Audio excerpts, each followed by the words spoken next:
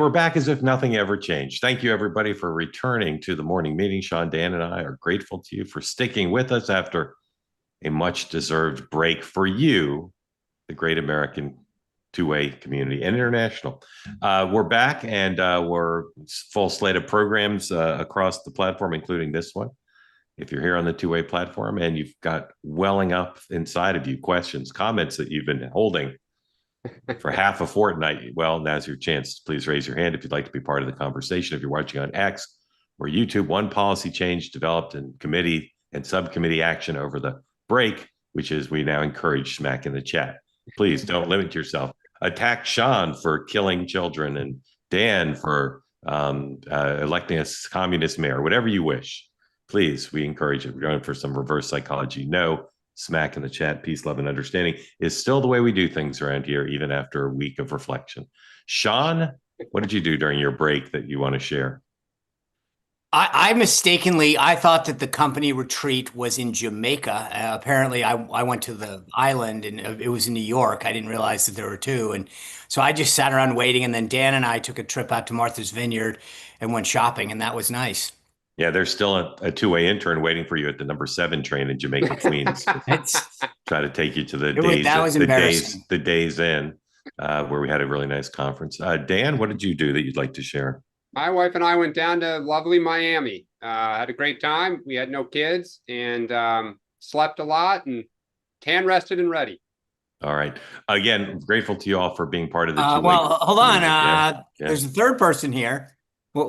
Oh, you. I mostly worked on helping build a two-way company, so spent a lot of time. That's like a guilt in meetings, trying to finish up the phase 1 of launching this as it's a great program we have here, but we also need a great business behind. I will say, just as a side note, I do love a good 4th of July. You know, it's aside, like we hosted a lot of people, but there's no presents, there's no gifts. It's just you get together because you want to enjoy company and have fun. And there's not as much stress as there is around other holidays. Now, maybe my wife thinks differently because she did all the work, but I will say that every once in a while having a holiday where you can just relax and it's not full of travel and stress and gift buying is so nice. Well, let's be honest too. It's a great holiday for wearing flair.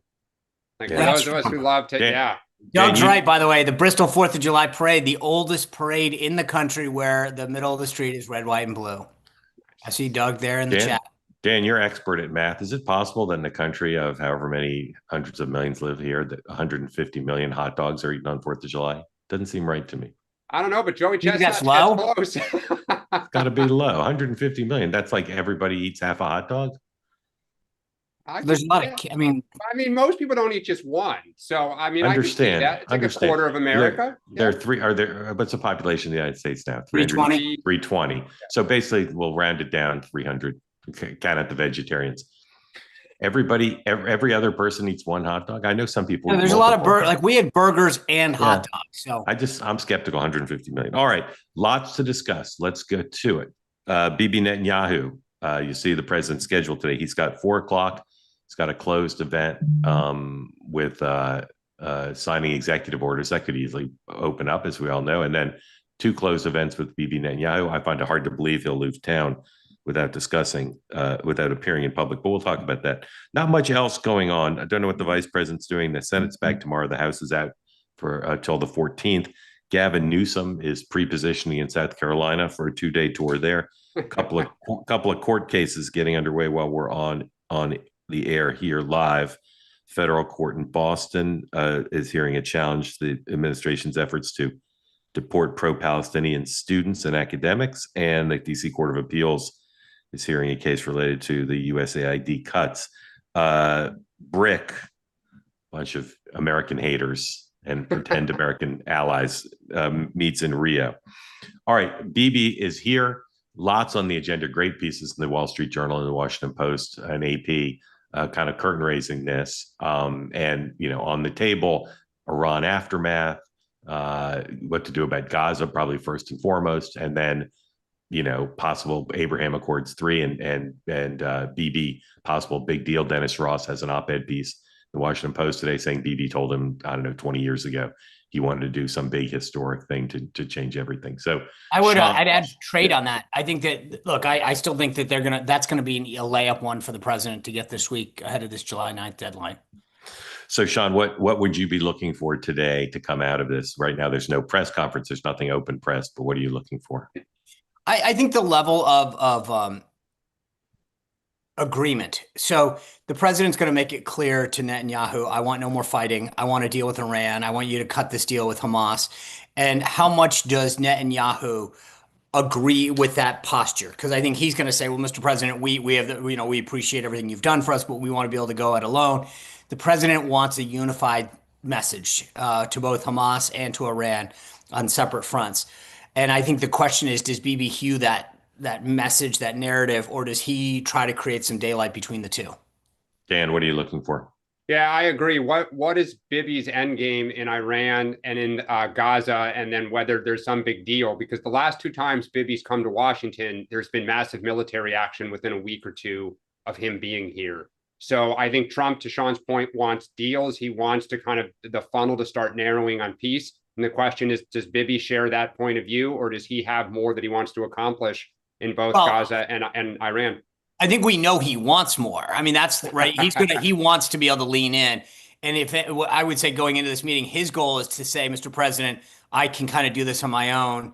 I think the question is, does he agree? Does he buy into Trump saying no mas, or does he? That's, to me, we know that they don't agree on the strategy. The question is, does Netanyahu convince Trump that I need a little daylight here, or does Trump get him to say, knock it off? Probably a good sign, in my view, that there's nothing public, at least not as of now. It means they're trying to actually get stuff done. And I think that's just the right to have a public event. I mean, that's almost the default now. Is let's just say it's closed until it's not. Bibi Netanyahu couldn't come to the United States and not have a presser of some sort. And Trump can't have him come and not have a presser. Right. I was going to say, between the two of them, I mean, you might as well change it right now on the schedule. I understand. I'm just saying not announced in advance to me is a good sign, because it means yeah. No, I get it. I just semi-focused on work. All right. Tariffs. Sleight of hand from Scott Bessent and the other spokespeople yesterday, pretending they didn't change the deadline when they did. The deadline was supposed to be Wednesday. It's now August 1st. Here is Scott Bessent with some of the Trump-Bessent patented creative chaos, confusion with strategic purpose on Squawk Box 103, please. Yeah, we are going to have several announcements in the next 48 hours. And, Joe, I think what President Trump is concerned about is the quality of the deals, not the quantity. As you could imagine, as he started herding the cats and trying to get everyone across the finish line, when he said that there's a chance that countries could boomerang back to their April 2nd reciprocal tariff levels, we've had a lot of people change their tune in terms of negotiations. So my mailbox was full last night with a lot of new offers, a lot of new proposals. So it's going to be a busy couple of days. But importantly, too, that President Trump has said that the countries would not go back to the reciprocal rate until August 1st. So there's a lot going on. The markets clearly now get the joke. They're not afraid of this strategic ambiguity. The president said that anybody who deals with the BRIC countries is going to get a higher tariff. The Japan deal is kind of up in the air. The EU thing is very up in the air. The EU has now said they've cut their Beijing trip in half. So 50% of it, their China trip's in half, so 50% of it's canceled, but it's still scheduled for the end of the week. And of course, any deals that are announced between now and August 3rd, whether they're announced before Wednesday or not, are just phony. They're just placeholders. They're just the beginning of real negotiations. But that's enough for the markets and enough for the president. So, Dan, what would you expect to happen in the next week on tariffs? I think they're probably going to announce one or two what I'll call bigger deals that are these framework agreements. I mean, I think it was interesting with Vietnam. He announced a deal and the Vietnamese said, actually, there isn't a deal yet. Like Trump just kind of, put it out there and tried to move on. But look, I mean, at the end of the day, the issue is he is likely to get something or some things for the United States. And I think he'll then try to just declare victory. And of course, the trap is if you belittle it, then, to those who are going to benefit, they say WTF. I mean, this is like the first NAFTA deal he did when Democrats got in the trap of saying it's a nothing burger. And a lot of, blue collar workers said, no, it's not. So I'll be curious, how much there is there and what the timeline for actually getting something done is. John. So the biggest thing that I think needs to get understood, in my opinion, is the bandwidth problem. USTR, I don't think has, there's technically 3 deputies at USTR. 2 of them actually are on the deal front. And they're not confirmed. Commerce, I don't think has a single undersecretary. And so I say all that because they're trying to get these things done. And a lot of the countries are leaning into, being favorable to getting something done. I noted this before we went on break. The Vietnam trade team was sitting in a hotel in DC for over a week, just saying, we're ready. Tell us when you have time. Greer and those guys were traveling overseas. And so the biggest issue that's facing the trade team writ large, not just, but you have your principals, Bassett, Lutnick, and then Greer. But then there's usually a team below that that's doing, the deputies that is doing a lot of the legwork. It just doesn't exist. So it means the principals are doing a lot more and they don't have the bandwidth, especially when they're traveling and they're taking their teams with us. So that's number one. Number two is I think you're right. There's going to be a series of framework that's announced. And the way that Bassett in particular has framed this, and the president's mentioned it yesterday on the tarmac, is it's going to be, hey, if you're trying to work with us, we're going to punt. We'll give you an extension, 90 days or whatever, because we don't want to. But and the thing that's interesting to me, the way the president framed this is, I'm still not aware of a country that is sticking their finger in our eye and saying we're not willing to deal. Now, they may not ultimately want to get to a deal. That's a whole separate discussion. But to me, the way I see this thing playing out is they're going to announce that they've got all these guys, and probably, as I've said before, I think the EU is close. There's some sticking issues on some really sort of technical things. I still think Canada and Israel are top of my queue.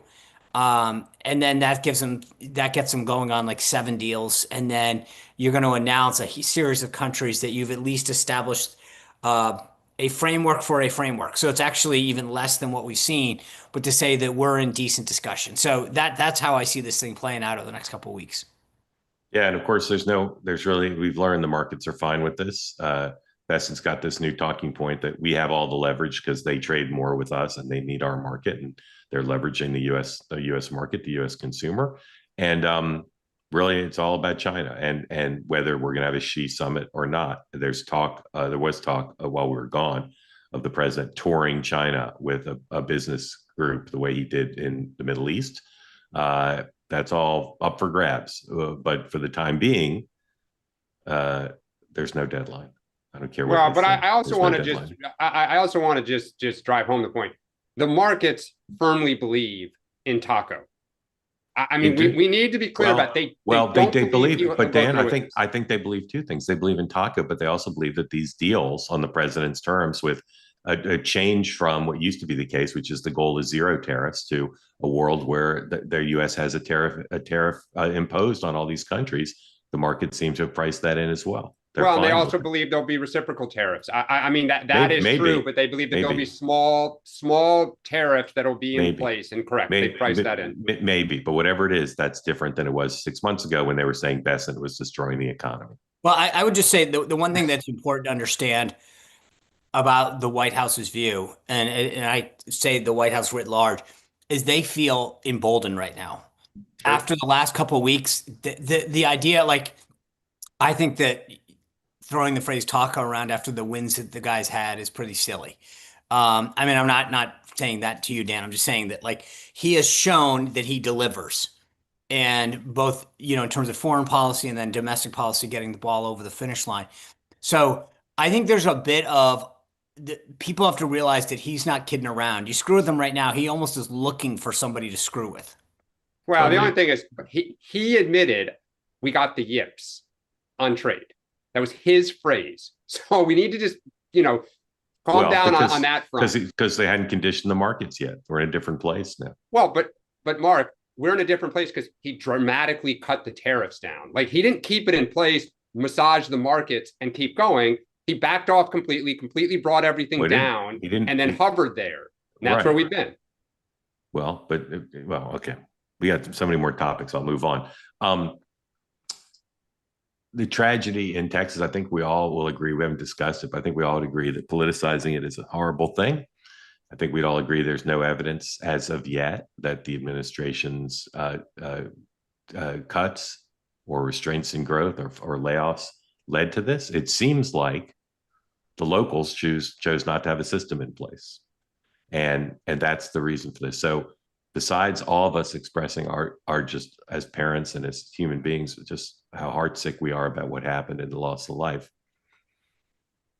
Dan, you both know about intergovernmental affairs. Is this just a local problem, or should the state and the federal government now step in and say, you guys aren't doing it, so it needs to be done?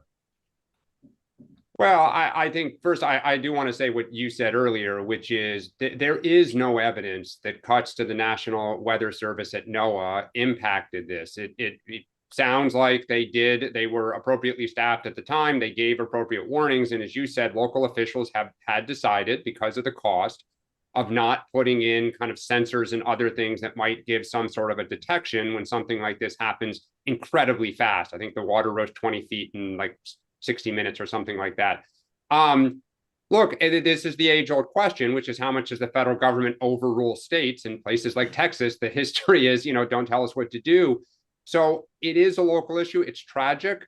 In the ideal world, there'd be enough money for every town to have every advanced warning system humanly possible to prevent tragedies, but we know that's not the case. But I think one thing this does show is, with all the cuts that happened in DOGE, we talked about this at the time. We all feared that someday something may happen where people will point to it. That was not the case here, but it does show you as we go on the next 36 months. Let's hope it doesn't happen. A couple things. On a personal level, what was so interesting to me about this tragedy was that in the case of most disasters or tragedies, when they occur, they're somewhat removed, and in the sense that you think about the plane that crashed in DC January, I guess. There was no personal connection. I can't tell you the number of people that is a one-off to what happened in Texas. Not just, I know August Pfluger, the congressman from Texas, his daughters were there, Buddy Carter's granddaughters. But like personal people that are connected to my family that had that were involved in that. I was blown away when I first saw it. And then within the next 24 hours, family members saying, you remember so-and-so, their daughter was there, so-and-so there. I can't think of a tragedy of this scale that I've been more personally connected to from family and friendly neighborhood connections in ever. And it was mind blowing just to think you send your kid to a camp, or someone down there, and you just, as a parent, you probably worry every day your kid's at college or at camp or something like that, but those are not the kind of things you think about. I think about accidents and things, and it was mind blowing just to think about how that went down. To your question, number one, you're right. There's no evidence that this has anything to do with cuts. You do know that there was some discussion at the county council about measures.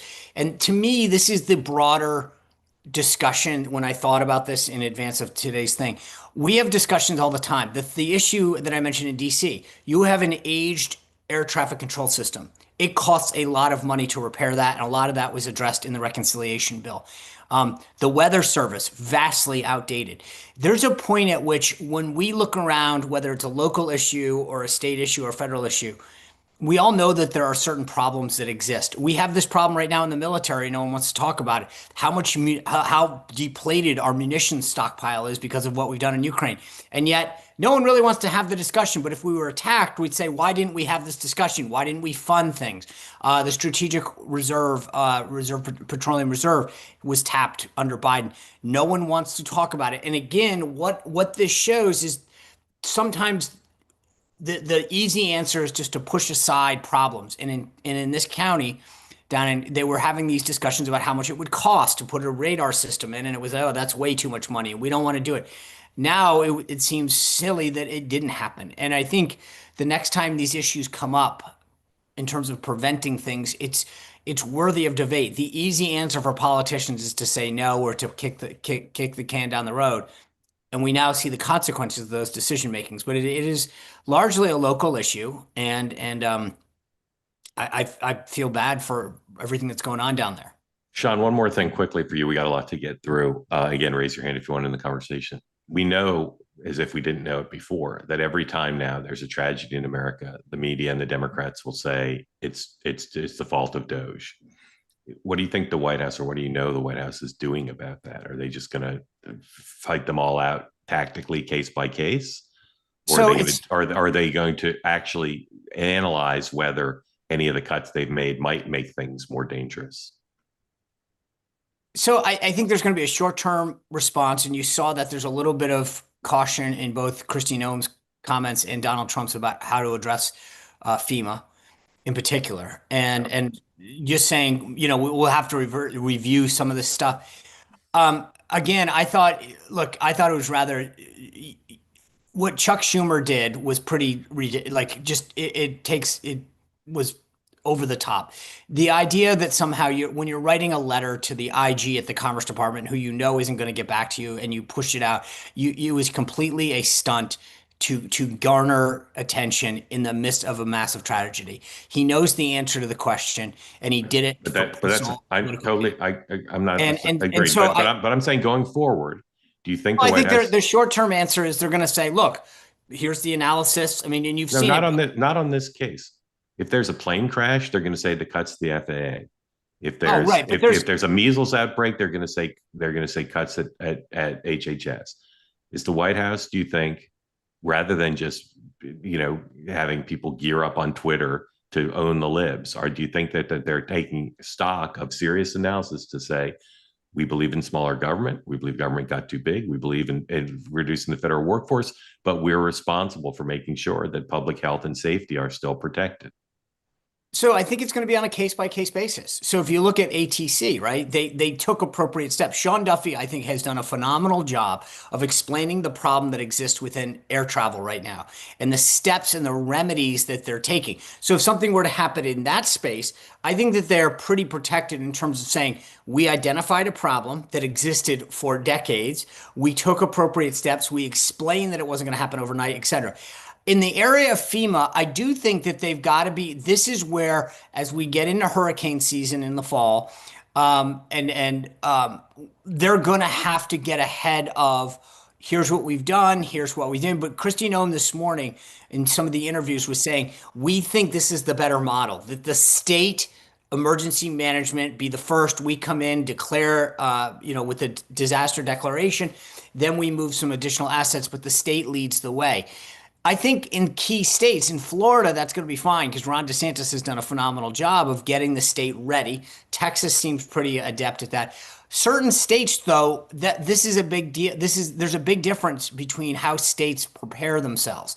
And so if you find a state that isn't up to that level and something happens, there's going to be a massive finger pointing exercise as to who should have been the lead on that. And the state saying, well, FEMA's always had the lead. We weren't ready for this. That's their job. Right. And then, to your point, the media is going to weigh in and say the Trump administration should have done X, Y, and Z. Right. So, Dan, leaving aside this tragedy, just the general question of what we're facing for the next 3 years, which is every time there's a public health, safety, air traffic, anything, the press and the Democrats are going to say it's Trump's fault because of Doge.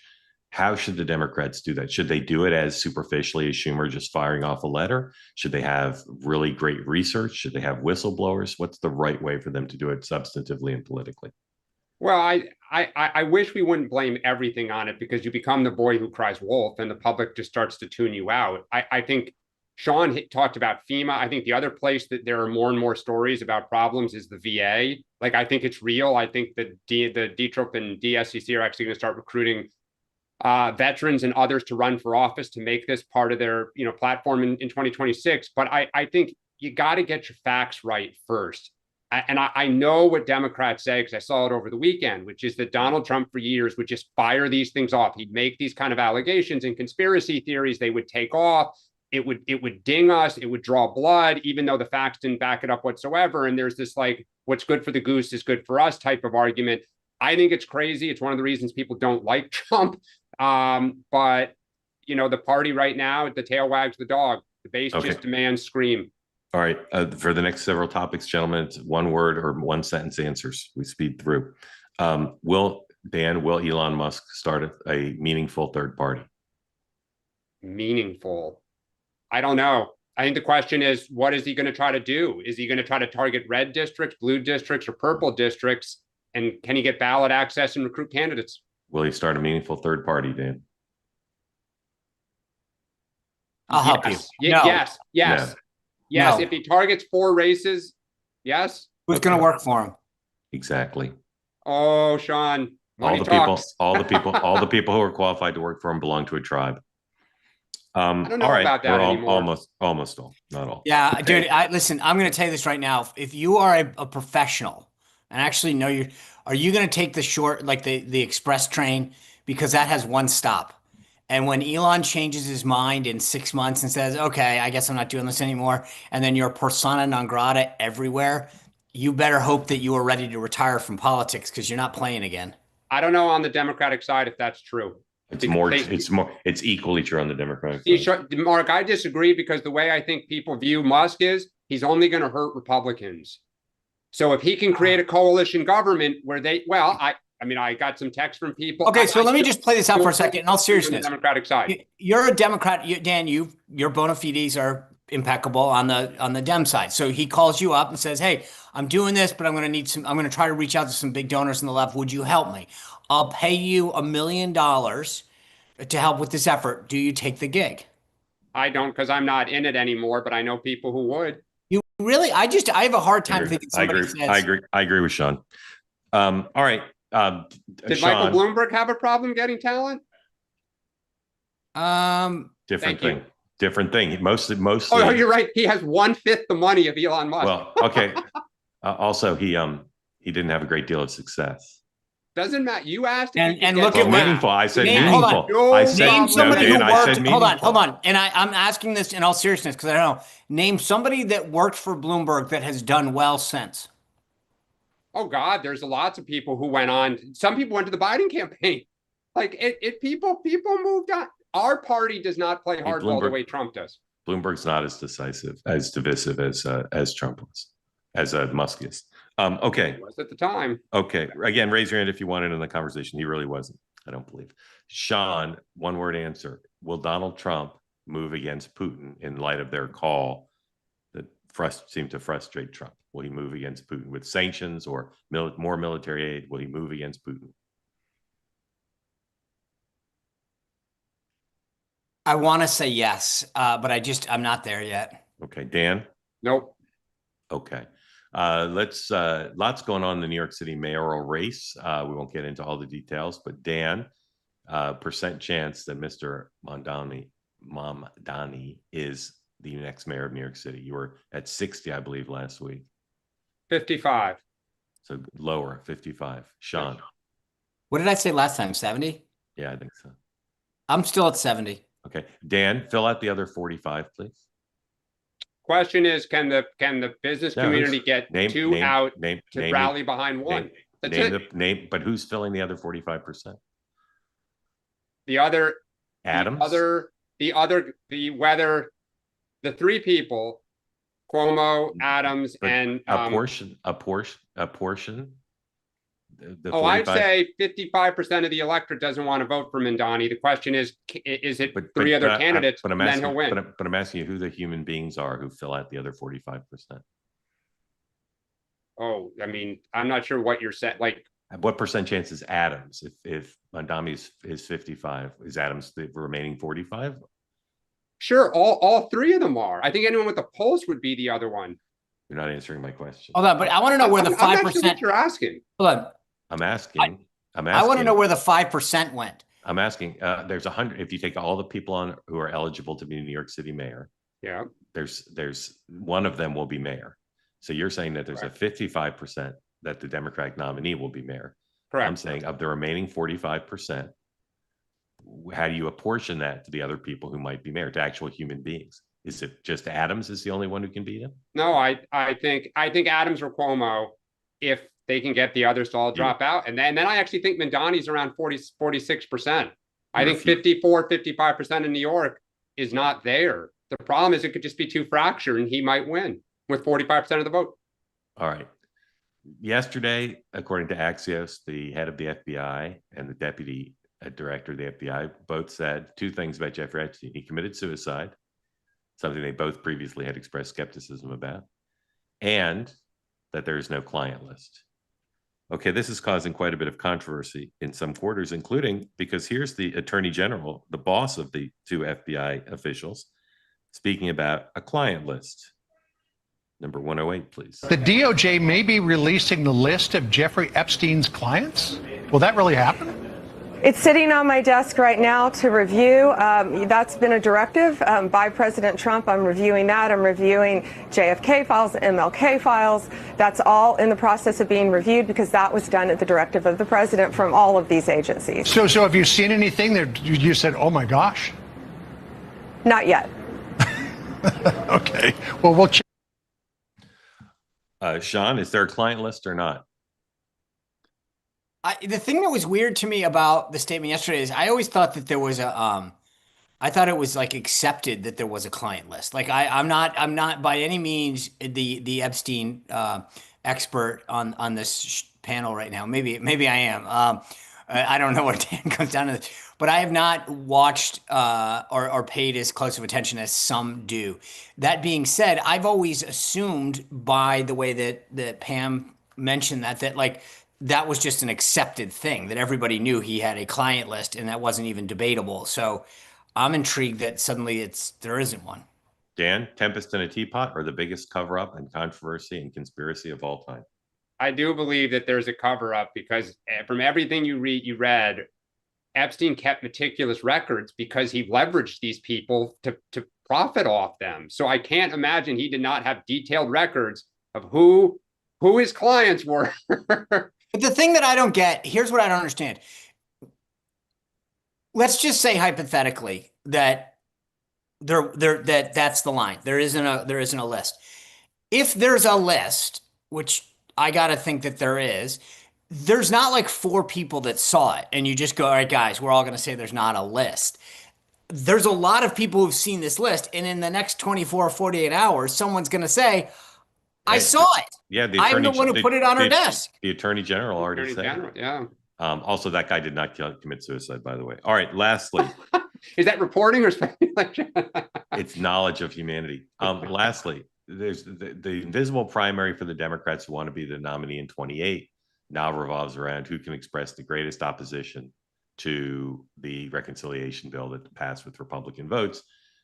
Governor Bashir did an interview with New York Magazine over the weekend, published saying he might run for president, and he focused on his opposition and talking about rural hospitals and hunger, etc. Here is Dan's former boss, Colorado Governor Jared Polis, in a video expressing in his own unique style his opposition to the reconciliation bill.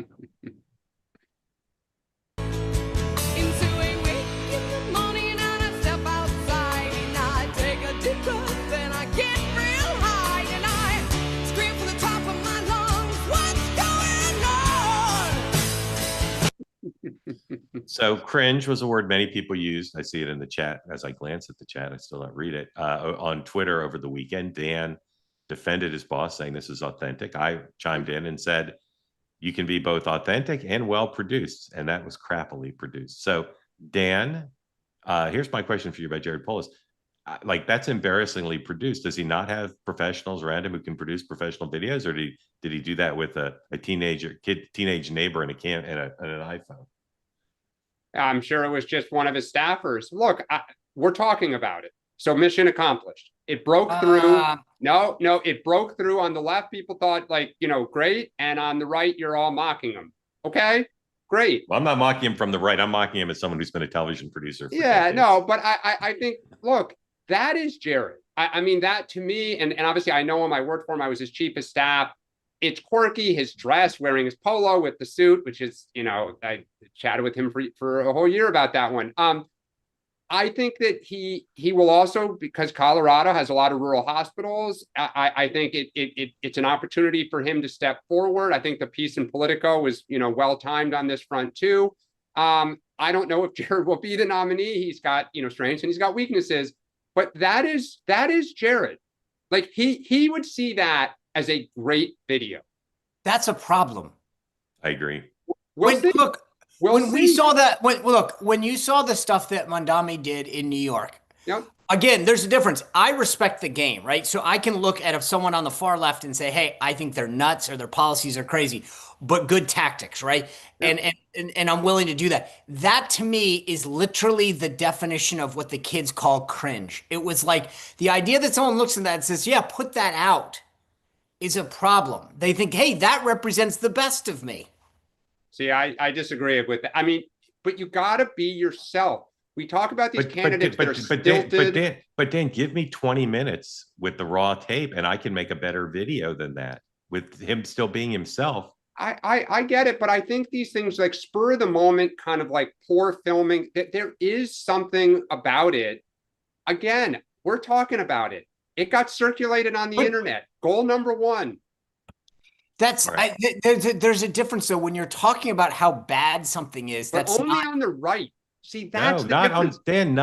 Sean is telling you he's not speaking from the right. Sean is speaking from the pro level of. I'm not even talking about the message. Whoa. The Beltway class. Okay, great. I know no one cares what they think. Dan, if you want me to convene a focus group in Green Bay and show that to people and ask them what they think of it, I will. You know what, Mark? I would ask you, if you convened a focus group and put 15 candidates and what they said on the big, beautiful bill, how many would have seen that versus anything the others said? But in that video, I didn't see anything that he said because I was distracted.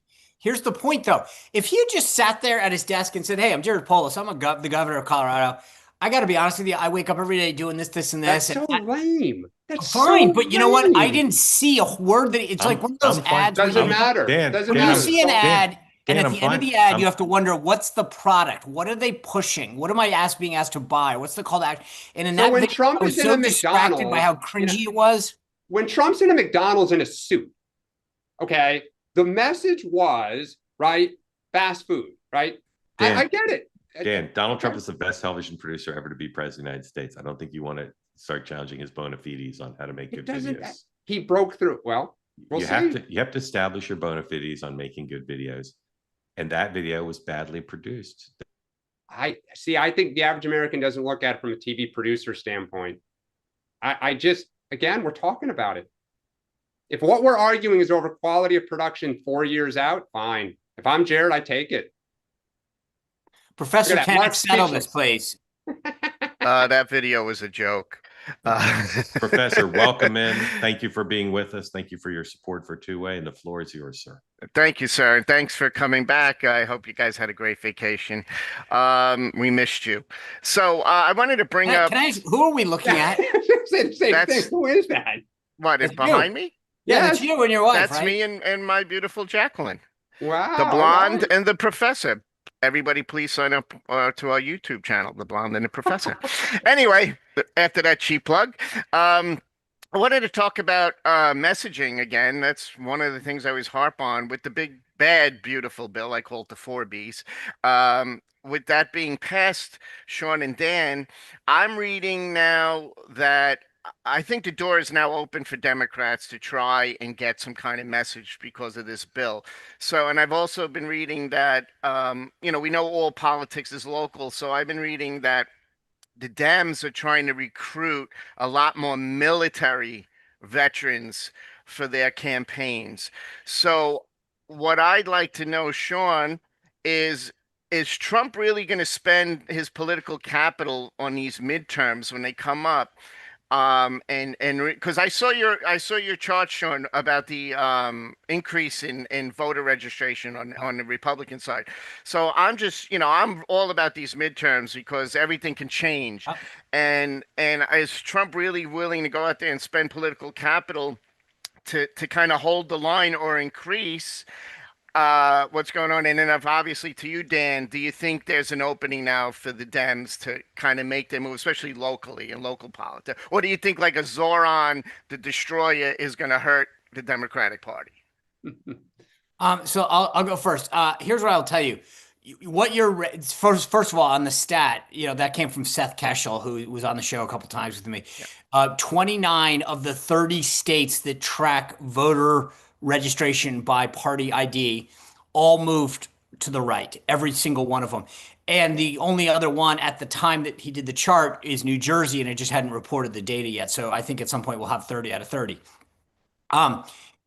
I've had conversations with some pretty senior folks in the White House about this, and I will tell you that President Trump is fully aware of the importance of maintaining a Republican House and Senate for not just it's more not just the offensive nature, right? You've got the Senate, which is the nominations and keeping the trains on track, et cetera. And I think we're pretty good on that. But they understand that if the House flips, it turns into investigation, impeachment, et cetera. They are willing to spend a lot more money. They realize that it makes a lot more sense to spend political money on the midterms than legal defense money on lawyers.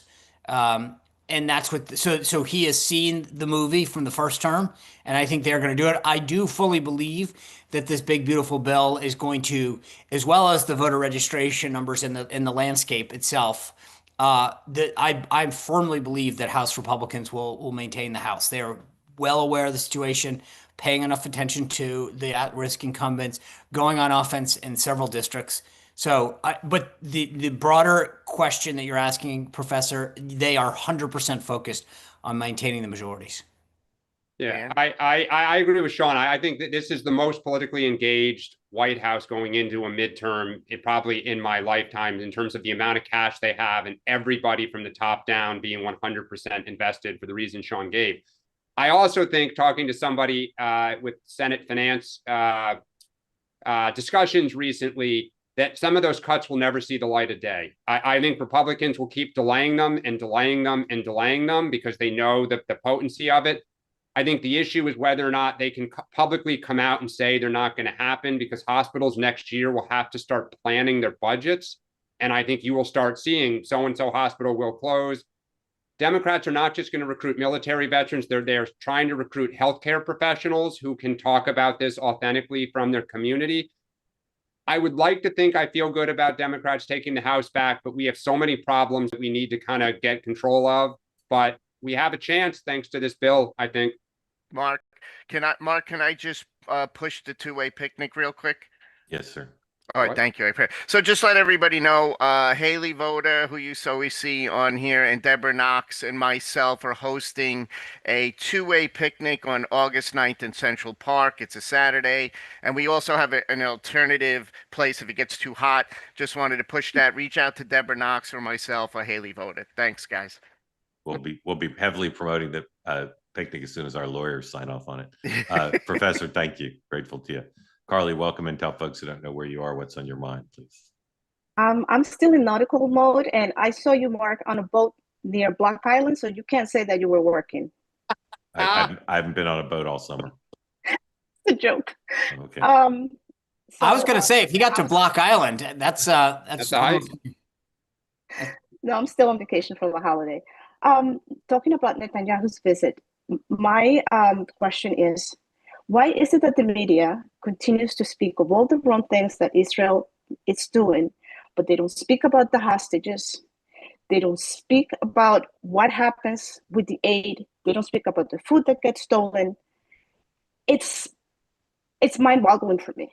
And speaking about, the Israelis, the Jews, the situation with the universities, I read in the Wall Street Journal that Columbia University is in talks with the presidency about what's going to happen. And then they had last week that the president or the interim president had all these horrible texts that went public. Why is the media not speaking about any of this? What is the problem? If you guys can enlighten me. What's the problem with the media doesn't talk about all the suffering in Israel. They don't talk about what is happening in Hamas, with the hostages that Hamas still holding. I think the media does talk about, well, first off, we don't fully know, but as hostages have been released, they have talked about what what it was like to be held. I think there's been a lot of talk about what's happening in Gaza. There's been a lot of talk about what has been happening in Israel. I think I'm not aware of that stuff not being covered. The question is, what do you do about all of it? I just think it's not covered enough. Sean. Look, I think there's two things. One, on issues that people care about. So, you always hope that there's more coverage, and sometimes there's not. On this particular issue, I think a couple things. One, there's a bit of bias that comes into all of the reporting. Number two, I think a lot of them, it's one of those, foreign policy is always a tougher issue for people to get excited about, or to newsrooms to dedicate people to. So, I mean, there's a bunch of factors that are playing into this. And then obviously you have a lot of just where those newsrooms are. This is one issue that Mark probably is more of an expert from a media corporate standpoint, but considering some of the personal views of I'm intrigued by this issue that I would have assumed it would be much more pro-Israel. And I know some people are going to say, well, it is pro-Israel. Knowing some of the people that are at the highest ranks of these networks and the anchors themselves, I would have assumed that they would be much more into this story, and they're not. And it's always fascinated me. Thank you, Carly. Appreciate it. Shamshul, welcome in. Tell folks where you are in Malaysia, as specifically as you will, and what's on your mind. Hi, Mark, Dan, Sean. I'm calling from Kuala Lumpur. First, I want to say I felt great when the House passed the big, beautiful bill. To give perspective, I've been running oil and gas business the last 30 plus years, covering Southeast Asia, Middle East, and I have business relationships in US. In fact, going to be in Texas, maybe August. I disagree with Elon. Just like any business, the country can run with its current cash flow, projected growth, tackle the deficit, even after the midterms. I actually wanted to talk about China, but this Iran thing bothers me. And I have a question for you guys. Someone from a Muslim background, I see things that most people from my side would never say. You cannot negotiate with religious extremism and political Islam is that. An Iranian regime is an existential global threat to the economy and safety that affects America, Americans, and the world. I think the Israelis understand this. I don't think MAGA does. So that brings me back to Iran and all the other influences of destabilization due to political Islam. The nuclear capacity is only a means to an end to the Mullah regime. My question is this. Whilst I applaud the short-term win of stopping a nuclear Iran, political Islam or Islamism will keep on rising and be a threat for global trade and growth. So unless there is policy of containment, do you think the Trump administration recognized this issue? Because I don't see a clear strategy in managing this.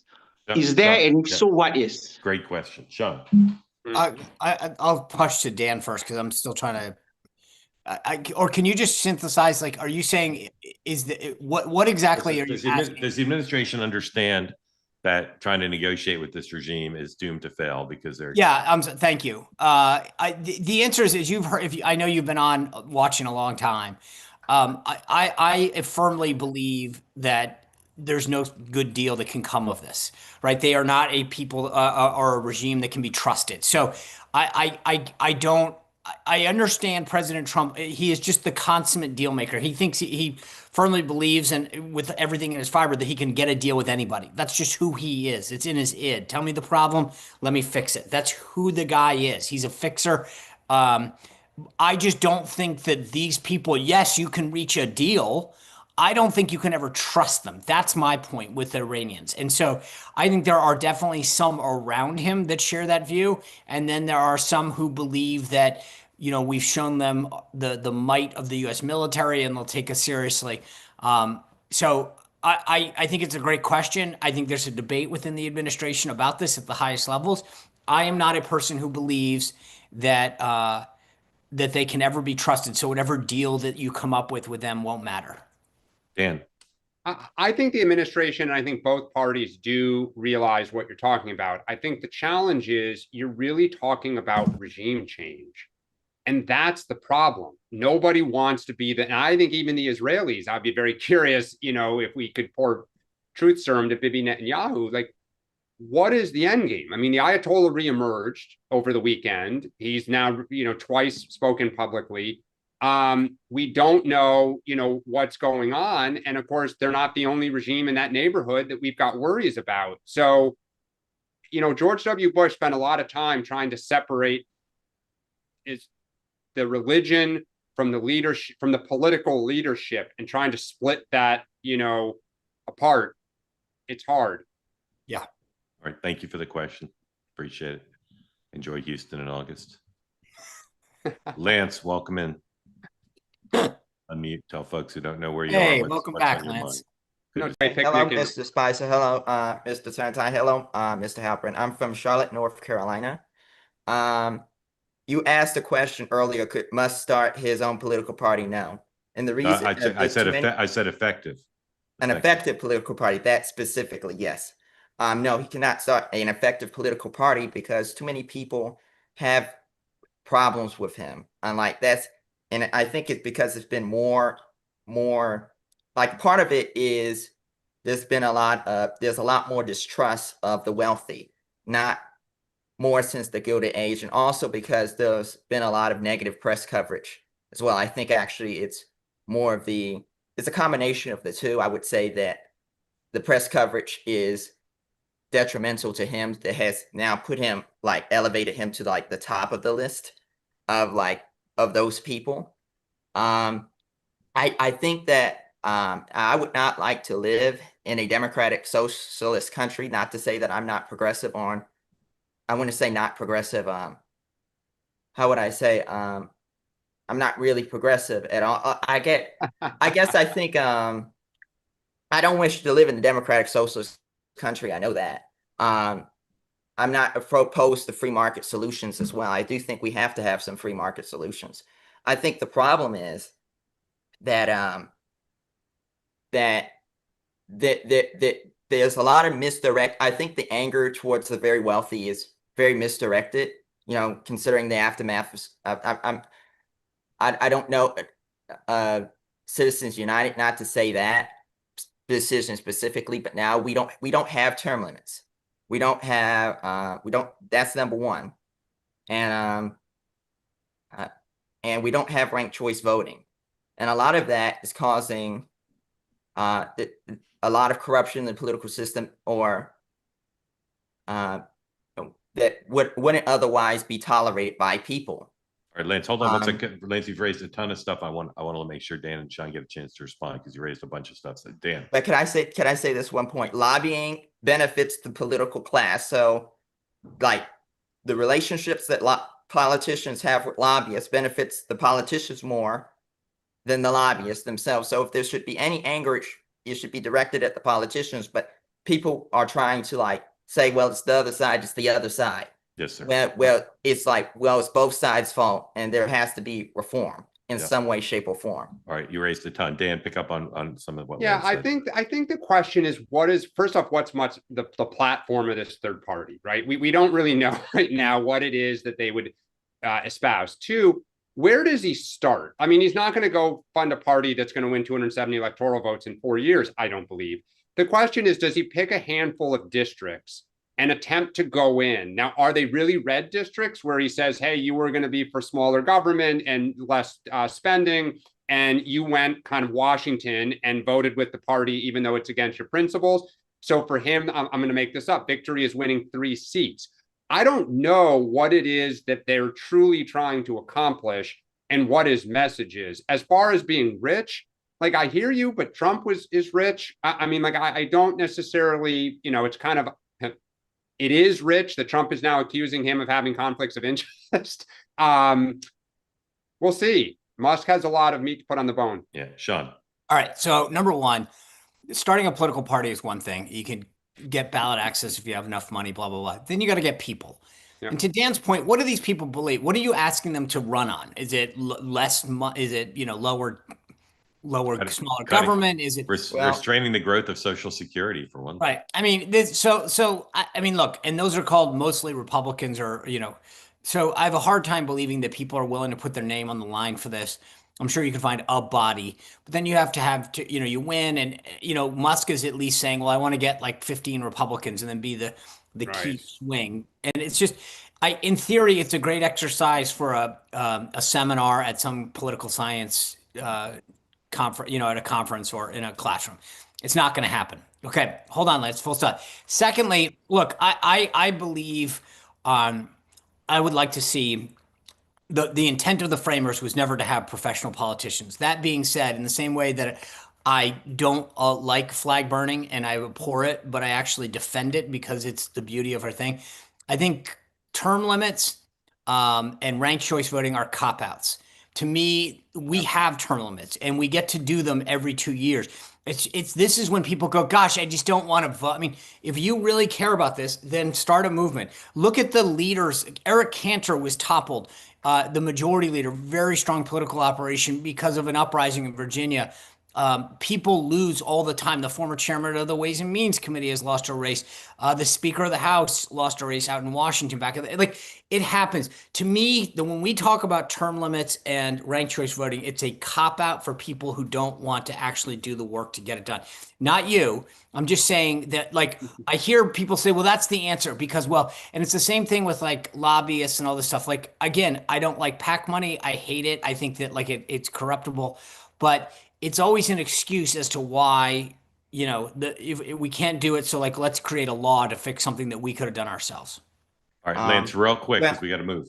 Amen. Okay, our founding fathers believed in checks and balances, and they also didn't think that they gave us democracy, but they also gave us Republican institutions and the rule of law, because they realized that rule of the majority, the people didn't do always what was in their best interest, and sometimes they had a tendency to vote too much in the short term as well. And also, I think one thing that could help is geographic committees being geographic representation in committees instead of them being assigned based upon political parties. And I'm not a progressive because they alienate me, because of their entitlement, and I think there's some things that have to be conditional, and they always wish to centralize stuff. Well, Lance, I will say committee assignments are geographic. The leadership is very cognizant on each committee of making sure that each region and states are represented. So there actually is a lot of thought put into that. All right. Thank you, Lance. Sean, what do you have tonight? Well, two things. We'll follow up a lot of what we talked about tonight with Senator Eric Schmidt of Missouri. And then to better educate myself on New York, the Republican candidate for mayor, Curtis Sliwa. Oh, my former neighbor. All right. Is he your neighbor, Dan? I'll have him come say hi. He used to live down the street. Yeah, he doesn't know me, but. So, I want to hear his side of this. Why shouldn't the Trump team get behind Eric Adams? I get it. But so I'm looking forward to that. All right. A few announcements. This show is off starting tomorrow for the rest of July. We'll be back. Just kidding. We're back. Just a joke. We're back. So we'll see you tomorrow at 9 a.m.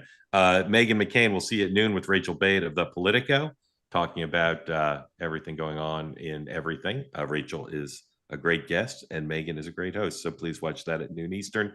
Tonight at 6 o'clock, I'll be back for Two-Way Tonight with all the day's news, including what's going on inside the White House with Kristen Davidson, Democratic strategist, and Steve Almendorf, a Democrat. And then want to tell you about one more thing. Tomorrow night, 7:30 Eastern Time, Cancer Decoded is back. Dr. Patrick Soon-Shiong and I will host Callie Means, the Special Government Employee Advisor to RFKJ, and a man with a compelling story to tell about cancer. So please join us tomorrow night, 7:30 Eastern Time for that. Thank you all for returning with us. And as I said, we are back. So we'll see you in 23 hours. Thank you for watching. Have a great day.